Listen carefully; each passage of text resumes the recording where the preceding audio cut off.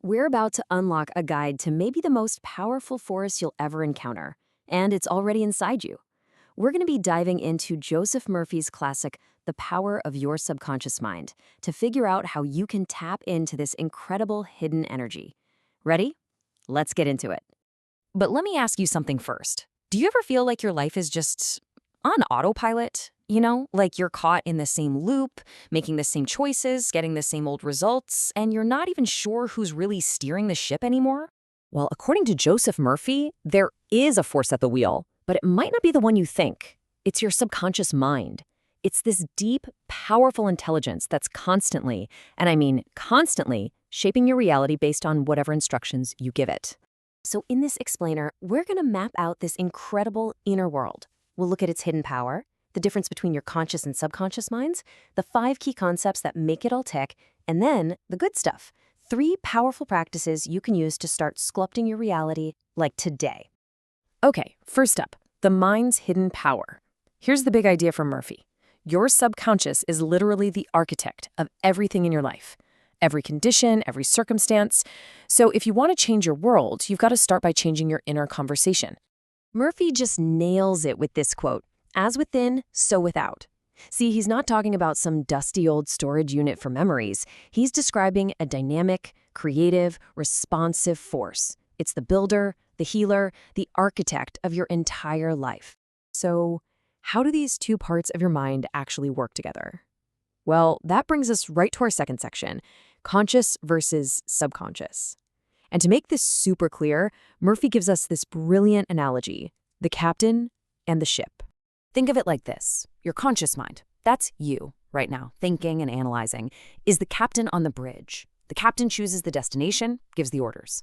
But your subconscious mind, that's the entire ship, the engine room, the crew, the whole thing. It doesn't argue, it doesn't reason, it just accepts the orders and sails.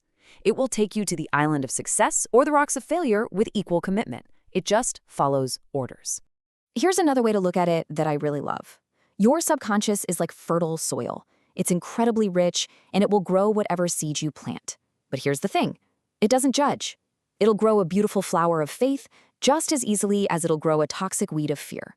The soil just grows what it's given. Your job is to be a good gardener. Okay, so what are the rules of this inner world? How does it all actually work? That brings us to section 3, the 5 key concepts. Think of these as the fundamental laws of your mind. First, it accepts everything your conscious mind truly believes. No debate, no questions asked. Second, your thoughts are literally the seeds that grow into your experiences. Third, what we call prayer, it's really just the act of planting a desire with deep conviction. Now, fourth, and this is so important, emotion is the accelerator. Your subconscious speaks the language of feeling, not logic. And fifth, that little window of time right before you fall asleep, it's sacred. It's when your subconscious is most open and receptive. All right, enough theory. Let's get practical. This is section 4, 3 powerful practices. These are the actual tools Murphy gives us to start harnessing this power right now, today. And the toolkit is surprisingly simple. We're talking about affirmations that are charged with real feeling, powerful visualizations right before you sleep, and the conscious, deliberate practice of replacing fearful thoughts. So, practice 1, affirmations. But this isn't about just repeating words like a robot, no. When you say something like this, the real work is to generate the feeling of what it would be like if it were already true. You have to feel successful, feel abundant. Because remember, emotion is the language your subconscious understands. That's how you impress the new reality onto it.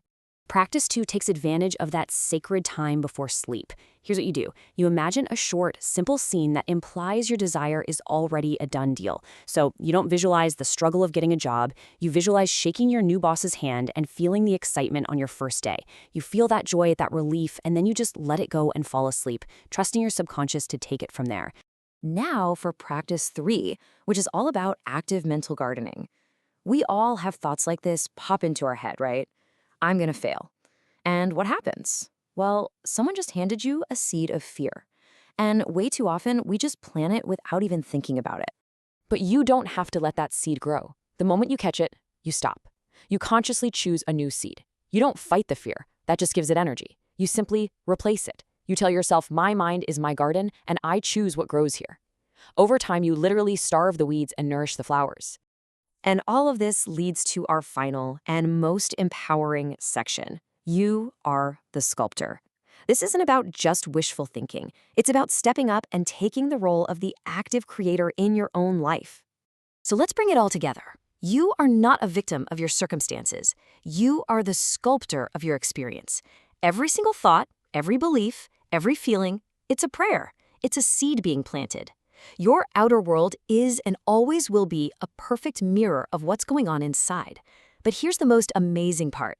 If you don't like what's growing in your garden, you have the absolute power to plant something new. Joseph Murphy's work isn't just some old book. It's an invitation. It's an instruction manual for becoming the master of your inner world, knowing that when you do, the outer world has no choice but to follow. So that leaves just one last really important question for you to think about. What new seeds will you plant today?